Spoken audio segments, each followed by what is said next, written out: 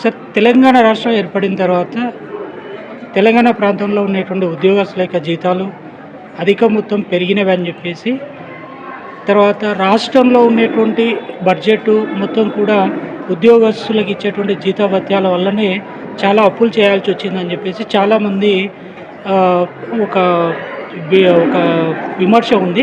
దానిపైన మీరేమంటారు? ఇప్పుడు ఇది అంతా మీడియా సృష్టి, నాయకుల యొక్క గోల్మాల్. ఎందుకంటే ఆ రోజుకు ఏదైనా ప్రభుత్వం పిఆర్సీ ఎట్లా ఉంటుందంటే మామూలుగా ఒక కమిటీ ఏర్పాటు చేసి నిత్యావసర వస్తువులు మార్కెట్లో అయితే పెట్రోల్ కానివ్వండి, ఉప్పు పప్పులు, మటన్ చికెన్, ఎవ్రీథింగ్ ప్రతి ఒక్క అంశం మీద కమిటీ క్షుణ్ణంగా అధ్యయనం చేసి ఈరోజు తీసుకుంటున్న జీతాలేంటి, ప్రభుత్వ ఉద్యోగస్తులు వాళ్ళకి రావాల్సింది ఎంత అని ఒక కమిటీ సిఫార్సు చేస్తుంది గవర్నమెంట్కి. ఆ సిఫార్సు మేరకే జీతభత్యాలు అన్నీ పెరుగుతాయి. అంతే తప్ప అడగోలుగా పెంచడానికి ఇవ్వడానికి ఏముండదు. అది ఒక పెంచిరనేది మీడియా సృష్టి మాత్రమే. అది కేవలం పచ్చి అబద్ధం.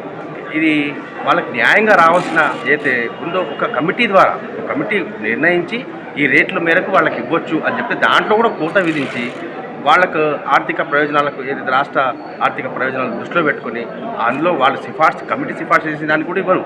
మేము అడిగింది ఇవ్వరు. కేవలం వాళ్ళకి ప్రయోజనాలు రాష్ట్ర ఆర్థిక ప్రయోజనాలు దృష్టిలో పెట్టుకొని ఎంత మేరకైతే ఇవ్వగలుగుతారో అంత మేరకే ఇచ్చారు.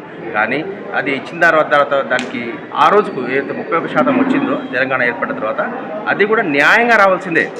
అక్కడికి బోనస్ ఏం రావలేదు, మాకు న్యాయంగా రావాల్సింది. ఒకటి, తెలంగాణ ఇంక్రిమెంట్ అనేది ప్రతి ఒక్క ఉద్యోగి తీసుకుంటున్నారు. అది ఇంక్రిమెంట్ కూడా బేసిక్ పేరు బట్టి ఒక్కొక్కరికి 500, 600, 2000 దాకా, పెద్ద ఉద్యోగికి 2000 దాకా. ఓకే సార్, ఇప్పుడు మీరు 2000 బకాయిలు ప్రభుత్వం ఉంది మాకు పెండింగ్ ఉన్న బకాయిలను చెల్లించాలని చెప్పేసి కూడా మీరు డిమాండ్ చేస్తున్నారు.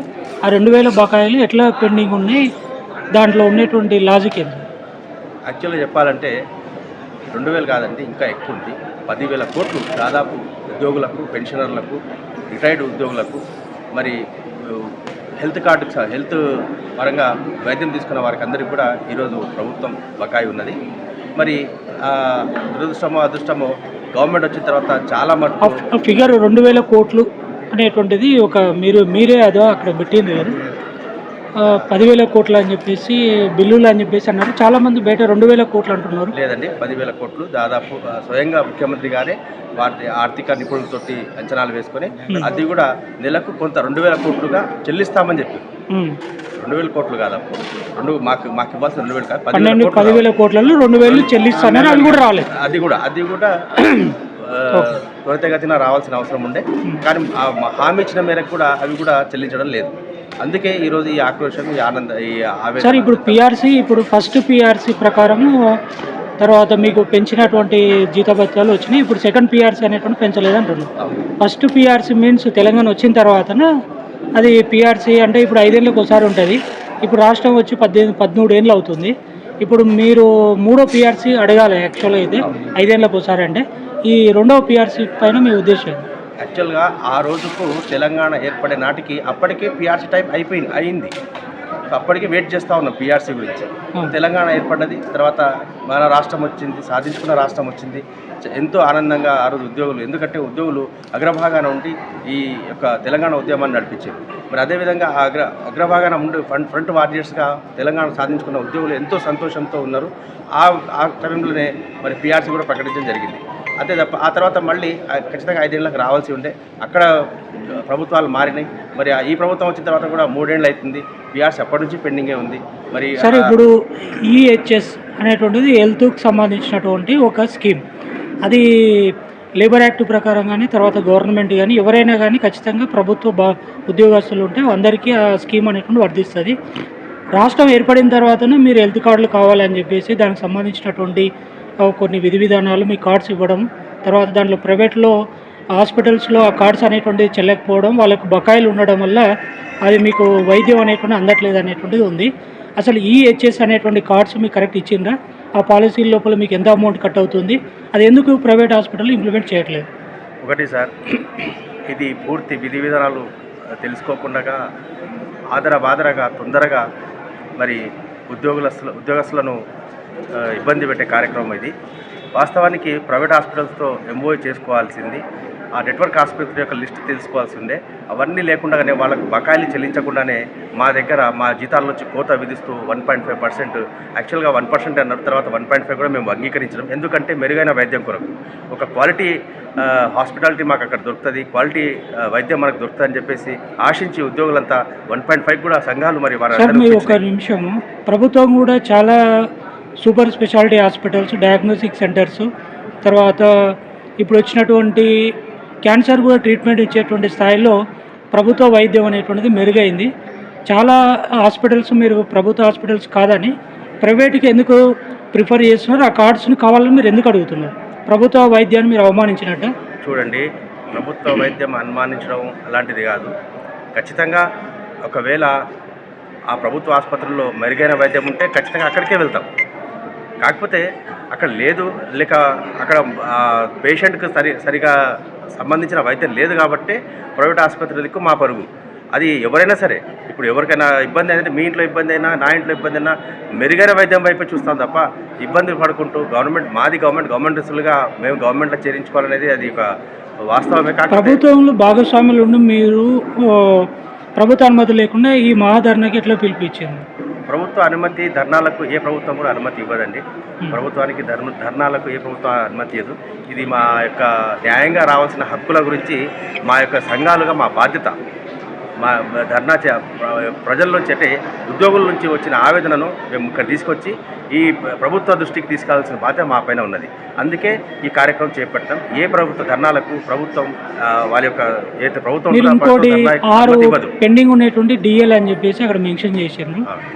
డిఏ అనేటువంటిది మీరు చాలా సందర్భాల లోపల ప్రభుత్వాలు మారుతున్నప్పుడు ఎలక్షన్ల ముందు మాకు డిఏ ఇంత కావాలని చెప్పి ప్రభుత్వాలు డిమాండ్ చేయడం, వాళ్ళు మేనిఫెస్టోలో పెట్టడం, ప్రభుత్వంలోకి వచ్చిన తర్వాత అవి నెరవేర్చలేదని చెప్పేసి మీరు ధర్నాలు చేయడం పరిపాటిగా ఉంది. దీనిపైన మీ అభిప్రాయం ఏంటి? మీకు రాంగ్ ఇన్ఫర్మేషన్ ఉన్నట్టుంది. డిఏలు మేము డిసైడ్ చేయము. కేంద్ర ప్రభుత్వం అయితే డిఏ ఖచ్చితంగా 6 నెలలకు డిఏ విడుదల చేస్తారు. దానికి అనుగుణంగా రాష్ట్ర ప్రభుత్వం కూడా విడుదల చేయాల్సి ఉంటుంది. వాళ్ళు కూడా ఆర్థిక నిపుణులు దాన్ని లెక్క చేసుకొని రాష్ట్ర ప్రభుత్వానికి ఉద్యోగస్తులకు ఎంతైతే డిఏ రావాలో ప్రకటిస్తారు. మేము చేయము. అది రాష్ట్ర ఆర్థిక నిపుణులే వాళ్ళు. రాష్ట్రాల్లో భాగస్వాములు ఉన్నారు. కేంద్రానికి సంబంధించిన నిధులు ప్రభుత్వం చూసుకుంటుంది. ఆ విషయాలు మీకు అవసరం లేదు. కేంద్ర ప్రభుత్వ ఉద్యోగస్తులకు డిఏ వస్తుంది ప్రతి 6 నెలల కోసం. దానికి అనుగుణంగానే రాష్ట్ర ప్రభుత్వ ఉద్యోగులకు కూడా రాష్ట్ర ప్రభుత్వం డిఏ ప్రకటిస్తుంది. కానీ ఉద్యోగస్తులు దాంట్లో ఆక్షేపణలు ఎలాంటి కార్యక్రమాలు ఉండవు. కేవలం అది సొంతంగా రాష్ట్ర ప్రభుత్వం తీసుకోవాల్సిన నిర్ణయం డిఏ అనేది. ఎంత పర్సంటేజ్ విషయానికి వచ్చేసి అది కూడా దేనికి అనుగుణంగా అంటే కేంద్ర ప్రభుత్వం యొక్క డిఏ విడుదల యొక్క రేట్ ఉంటుంది కదా, దానికి అనుగుణంగానే రాష్ట్ర ప్రభుత్వం కూడా విడుదల చేయాల్సి ఉంటుంది. సార్ ఒకటి, మీరు రాష్ట్ర ప్రభుత్వంలో ఉన్నారు, మీ యొక్క ఉద్యోగస్తులు దాదాపు 7 లక్షల మంది ఉన్నారు. ఇంకా సగభాగం కూడా చాలా అవుట్సోర్సింగ్ కాంట్రాక్ట్ ఉద్యోగస్తుల చేతనే మిగతా పని చేయించుకుంటున్నారు. అయితే అవుట్సోర్సింగ్ కాంట్రాక్ట్ ఉద్యోగస్తులు మొత్తం పని చేయించుకొని పూర్తి స్థాయి రెగ్యులర్ అయినటువంటి ఉద్యోగస్తులు చాలా పని చేయకుండా పని దొంగలుగా ఎస్కేప్ అయ్యి జీతాలు ఎక్కువ మొత్తంలో జీతాలు తీసుకుంటున్నారు. పని చేయట్లేదు, మా చేతిని పని చేయించుకుంటున్నారని వాళ్ళు అంటున్నారు. లేదండి, ఇది పూర్తిగా తప్పు. ఇక్కడ క్యాడర్ స్ట్రెంత్ ప్రాపర్గా లేకపోవడం వల్ల, అంటే అక్కడ ఒక పనికి సంబంధించిన ఉద్యోగులంతా మాత్రం లేకపోవడం వల్లనే ఈ యొక్క అవుట్సోర్సింగ్ విధానం తీసుకొచ్చింది ప్రభుత్వం. వాళ్ళు ఇద్దరు కలిసి పనిచేస్తేనే ప్రభుత్వాలు రన్ అవుతున్నాయి, ప్రజలకు సంక్షేమ పథకాలు వెళ్తున్నాయి తప్ప ఇలా ఏదైతే మీరు అంటున్నారో అది పూర్తిగా తప్ప. ఇంకోటి సార్, ఇప్పుడు ప్రభుత్వము చాలామంది నిరుద్యోగస్తులు రోడ్ల మీద ఉన్నారు. చదువుకొని మంచి ఉన్నత చదువులు చదివి ఉద్యోగాలు లేక ప్రైవేట్ ఉద్యోగాలు చేస్తున్నారు. ప్రభుత్వంలో ఈ అవుట్సోర్సింగ్ కాంట్రాక్ట్ అనేటువంటి ఎందుకు తీసుకొచ్చిన నోటిఫికేషన్ వేసి ఆ స్థానాలను పూర్తి స్థాయిలో నింపి మీలాగా పూర్తి స్థాయిలో మరి రెగ్యులర్ ఉద్యోగస్తులను తీసుకోవచ్చు కదా, ఎందుకు ఈ వ్యవస్థను పెట్టిండ్రు? ఈ వ్యవస్థల్లో ప్రభుత్వంలో ఉన్నటువంటి అధికారులకు, రాజకీయ నాయకులకు భాగస్వామ్యం ఉంది. ఏజెన్సీ సంస్థల ఓనర్లు వాళ్ళే అంటున్నారు. అయితే వాస్తవానికి ఈ యొక్క సమస్య మీరు ప్రభుత్వాన్ని అడగాలి డైరెక్ట్గా. మేము మా మేనిఫెస్టోలో కానీ మా యొక్క కార్యక్రమాల్లో కానీ ఈరోజు మీరు ఎరక చూస్తున్నట్టుగా ఈరోజు డిమాండ్స్ మా 4 మాత్రమే ఉన్నాయి. కానీ క్యాడర్ స్ట్రెంత్ పెంచడం అనేది, ఉద్యోగాలు ఇవ్వాలనేది కూడా మా యొక్క ప్రధాన డిమాండ్గానే ఉంటుంది. ఇంకోటి రెగ్యులర్ కాంట్రాక్ట్ బేసిక్ ఎంప్లాయీస్ ఉన్నారో వాళ్ళు రెగ్యులర్ చేయాలనే డిమాండ్ కూడా మా మేనిఫెస్టోలో ఉంటుంది. మా కార్యాచరణలో ఆ పదం ఉంటుంది. వాళ్ళని కూడా రెగ్యులర్ చేసుకుంటూ మాతో పాటు తీసుకెళ్లాలనేది మా ఉద్దేశం. Okay sir. సార్ మీ